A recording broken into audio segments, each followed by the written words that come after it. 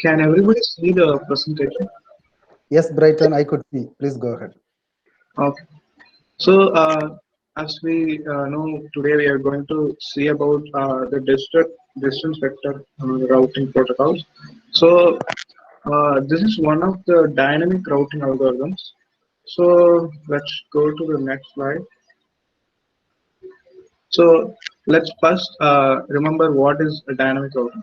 So, let me say it in a single sentence. So, dynamic routing means just it assigns the route or the path which it must take dynamically. Means it does it in real time. Not it doesn't have a static memory of this route is assigned. I should take this path or something like that. It finds out the most optimized route dynamically. So that's what is called dynamic routing. So let's go to the next slide.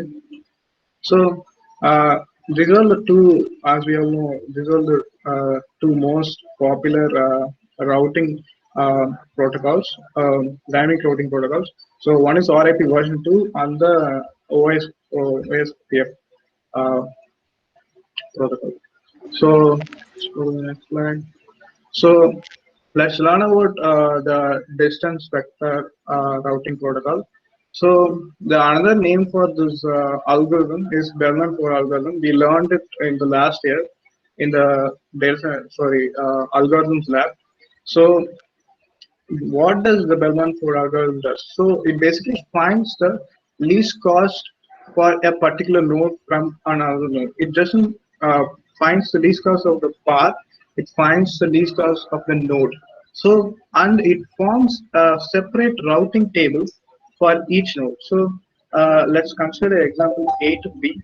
So A is the if we are going to transfer the packet from A to B.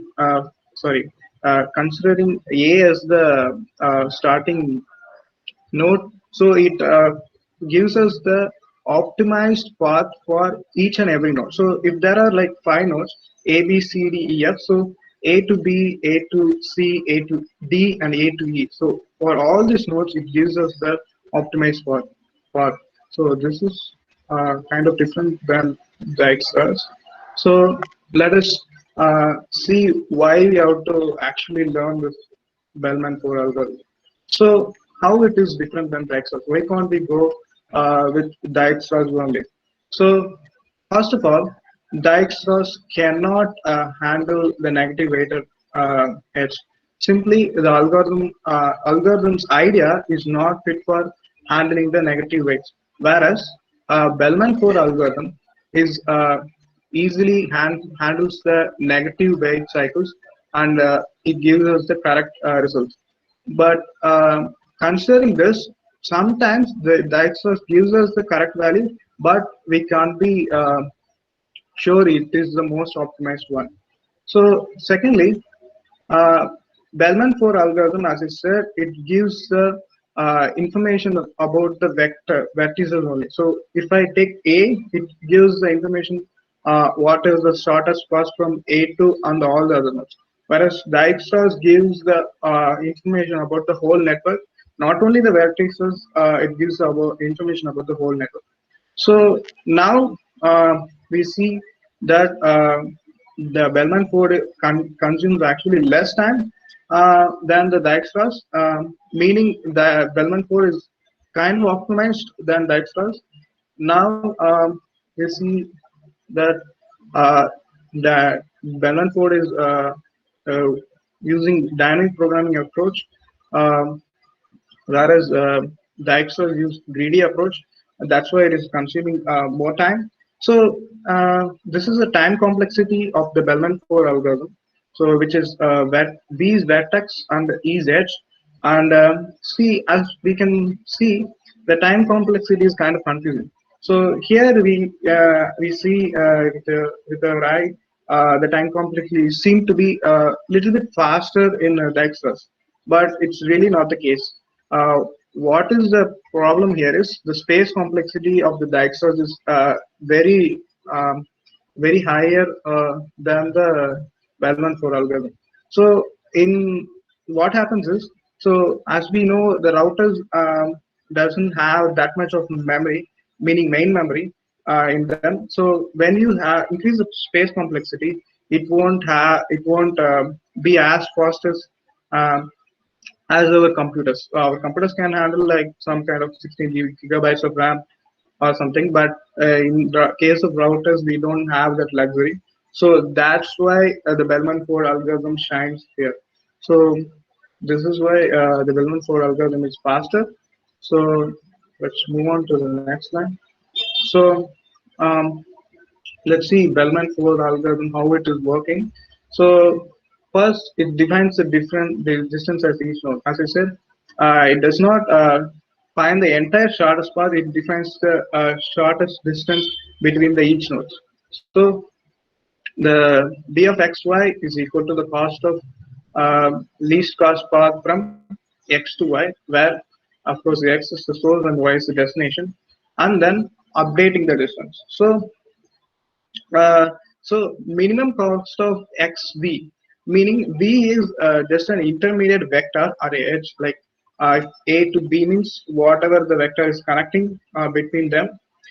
So v implies is there, and if the cost of the weight of that particular edge is less than the path we are currently processing or something, so we are going to take that. I will explain this later. It's a bit hard to understand it or visualize it now.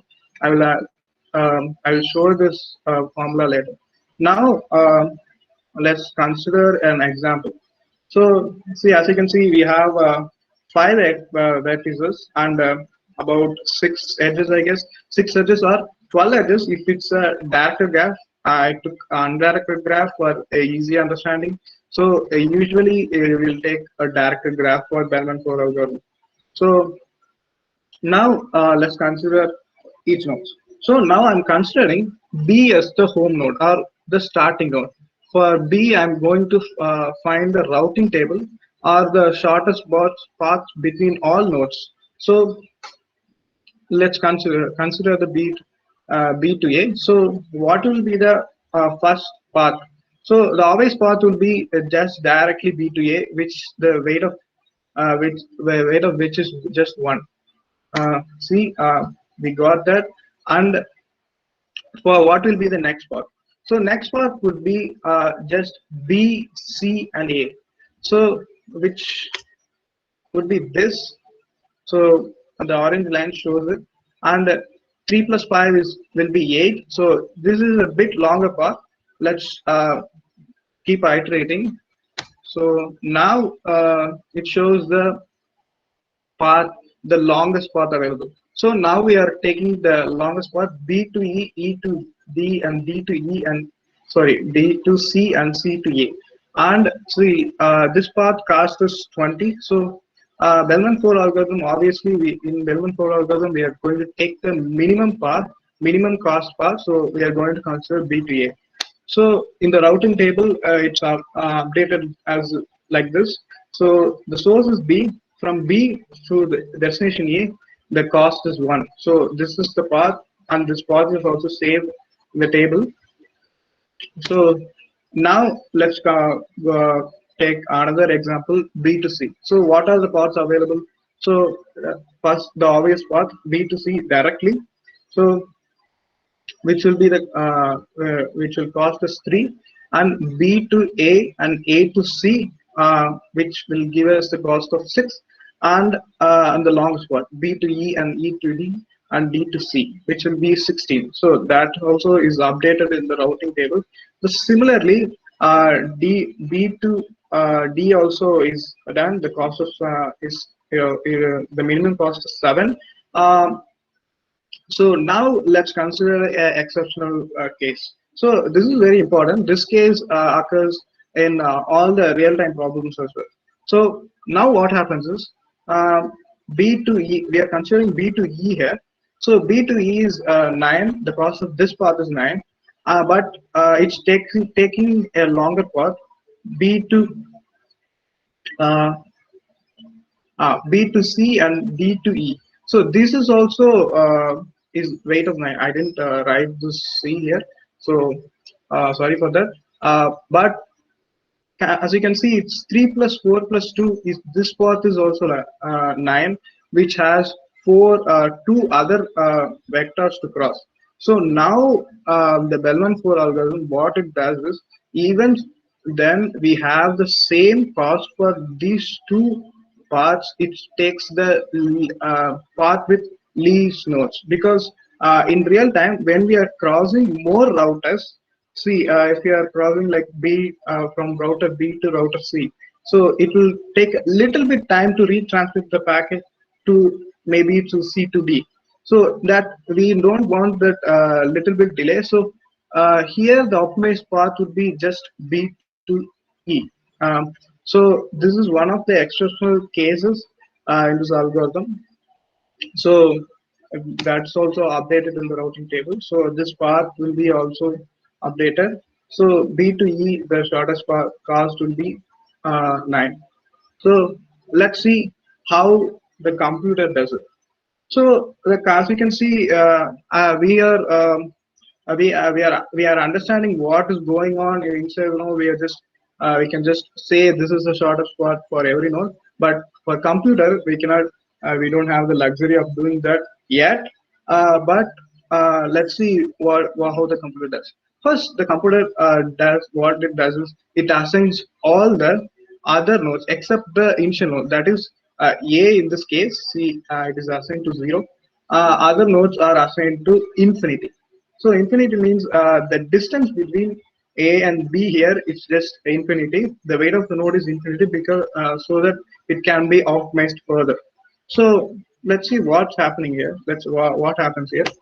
So uh, the computer processes this nodes in this order. I wrote a little algorithm. I just found out it uh, iterates to in this order. So let's not mind that. So now let's see. Okay, so as you can see, the first row is just the compiler assigning each nodes to infinity. Now the compiler takes a as the initial node. So the a has two vectors, right?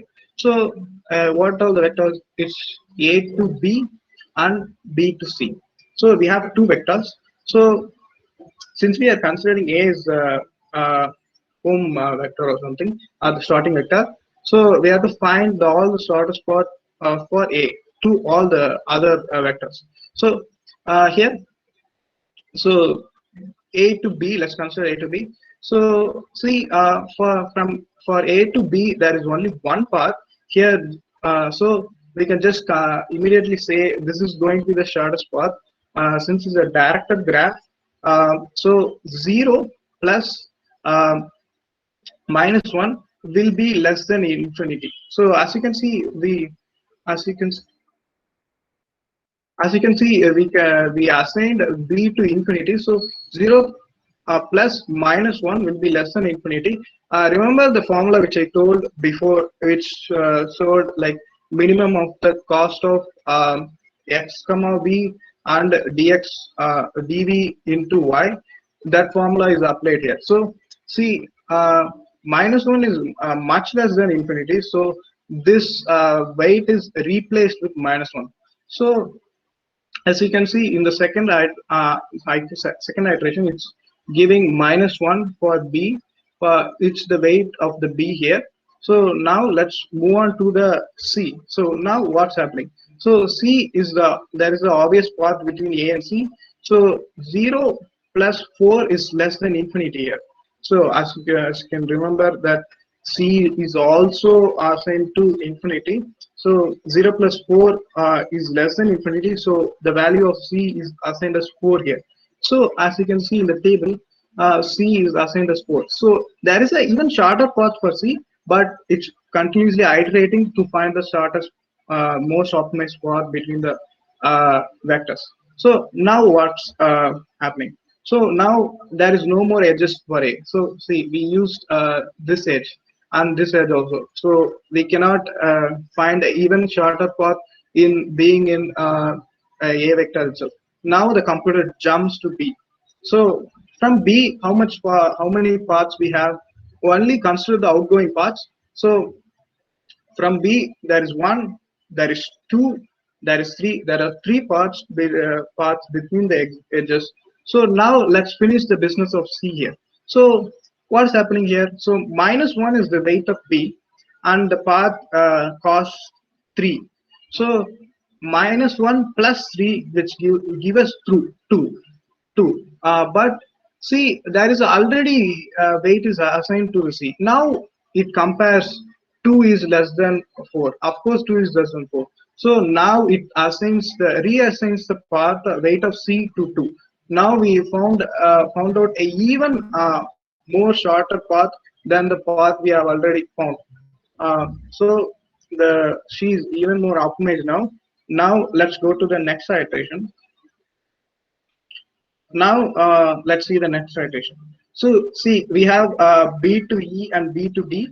So the computer moves to B to E. It doesn't matter what you take. I consider B to E here. You can even consider B to E. It's going to give you the same answer. So let's see. B's weight is minus one.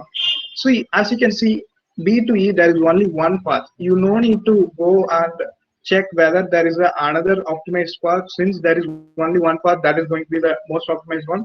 So B to E minus 2 plus minus 2 plus minus 1 plus 2 will give us 1. So the E is up assigned here. So the weight of the E is 1. So now let's move on to D. See, D has two parts. One of the which is optimized. Let's take from the B itself. So since we are in the B, computer is in the B vector, it's going to take this part first. So now what's happening? So now the weight of B is minus 1, and the cost of the path is 2. So minus 2 plus see minus 1 plus 2 gives us 1, which is assigned here. So still we didn't attain a most optimized path, but we attained a path between A to D here. So the computer just assigns it to this node. So see, there is no more infinity here. So in the next iteration, so here what happens is now uh, yeah, now there is a path between C to B to E and E to D. So this path seems to be more optimized. Let's calculate it. So minus 1 plus 2, which gives us 1. The weight of the E is 1, and 1 plus minus 3 gives us minus 2. So minus 2 is much lesser than 1. So now the computer assigns minus 2 to this path. So this is the most optimized line, but even then computer iterates, it wastes 2 iteration keeping this as a result. It just wastes 2 iteration because it doesn't know that it attained the most optimized path available. It's in the sentence is, so the third and fourth iteration doesn't update the sentence. It just computer just wastes 2 iterations and gives us a result. So this is the how the Bellman-Ford algorithm works. You can try to implement it in your code.